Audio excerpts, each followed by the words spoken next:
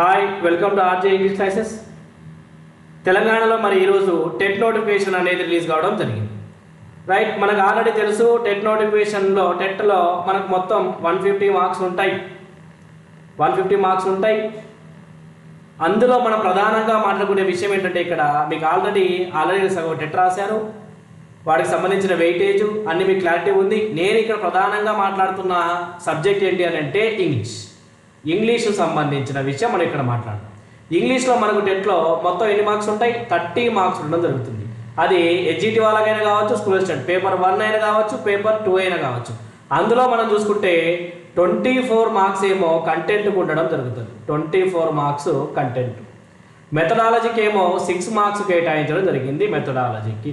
English మెథడ్కి సంబంధించి మొత్తం ఎన్ని మార్క్స్? 30 మార్క్స్ ఫర్ ఇంగ్లీష్కు 30 మార్క్స్. రైట్, అయితే పేపర్ 1 వాళ్ళు కానీ పేపర్ 2 వాళ్ళు కానీ ఇక్కడ మనం ఇక్కడ చూసినట్టయితే ఇంగ్లీష్లో 25+ స్కోర్ సాధించడం ఎలా?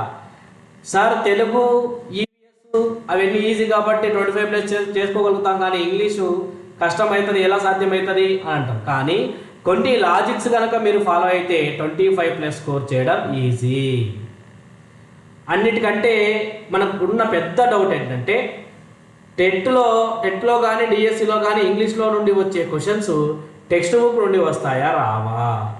మీకు ఐడియా, మీకు క్లారిటీ రావాలి అని అంటే గత టెట్లో మొన్న రీసెంట్గా టెట్ జరిగింది కదా జనవరిలో, ఆ టెట్లో ఇంగ్లీష్ క్వశ్చన్స్ టెక్స్ట్ బుక్ ఒకసారి ముందర పెట్టుకొని ఇంగ్లీష్ క్వశ్చన్స్ టెక్స్ట్ బుక్ నుండి వచ్చాయా లేదా అనేది ఒక్కసారి మీరు గమనించండి.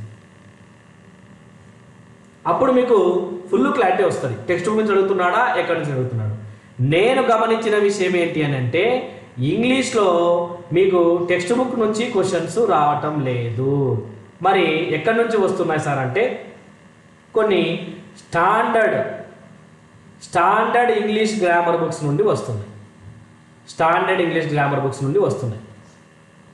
మీరు నమ్ముతారో తెలియదు కానీ ఒక స్టాండర్డ్ ఇంగ్లీష్ గ్రామర్ బుక్ నుండి ఎగ్జాంపుల్ ఏదైతే ఇచ్చాడో వాటినే సేమ్గా మీకు టెట్లో క్వశ్చన్గా అడగడం జరిగింది. అవును, ఇది నిజం.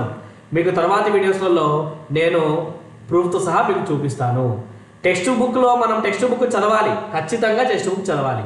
దాంట్లో ఉన్న గ్రామర్ కాన్సెప్ట్ బేస్ చేసుకొని జనరల్ గ్రామర్కు లింకు చేసుకొని అడుగుతా ఉన్నాడు. ఇది మీరు గమనించాలి. ఈ విధంగా మనము ఎక్కడి నుంచి చదువుతున్నాడు, ఏ బుక్ నుంచి చదువుతున్నాడో అనేది మనకు గత టెట్ క్వశ్చన్లు చూసినట్లయితే క్లారిటీ వస్తుంది. వాటి ఆధారంగా మీరు కనుక ప్రిపేర్ అయితే ఇంగ్లీష్లో 25+ స్కోర్ చేయడం ఈజీ. ఓకేనా రైట్? మీరు కనుక మొదటిసారి మన ఆర్జే ఇంగ్లీష్ క్లాసెస్ ఛానల్ కనుక చూసినట్లయితే లైక్ చేయండి, షేర్ చేయండి, సబ్స్క్రైబ్ చేయడం మాత్రం అస్సలు మరవద్దు.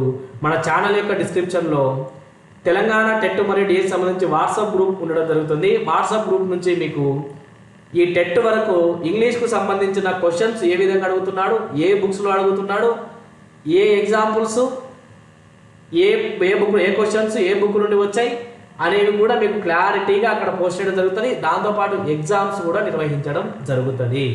నెక్స్ట్ వీడియోస్లో మనం గత టెట్ పేపర్లో అడిగినటువంటి అన్ని సెషన్లో ఉన్నటువంటి ఇంగ్లీష్ క్వశ్చన్స్ను ఎక్స్ప్లెనేషన్ చేసే ప్రయత్నం చేద్దాం. అన్ని వీడియోస్ కూడా మీకు అప్లోడ్ చేయడం జరుగుతుంది. ముందుగా మన ఛానల్ మీరు చేయాల్సింది సబ్స్క్రైబ్ చేయడం మాత్రం మర్చిపోవద్దు. Right, thank you so much.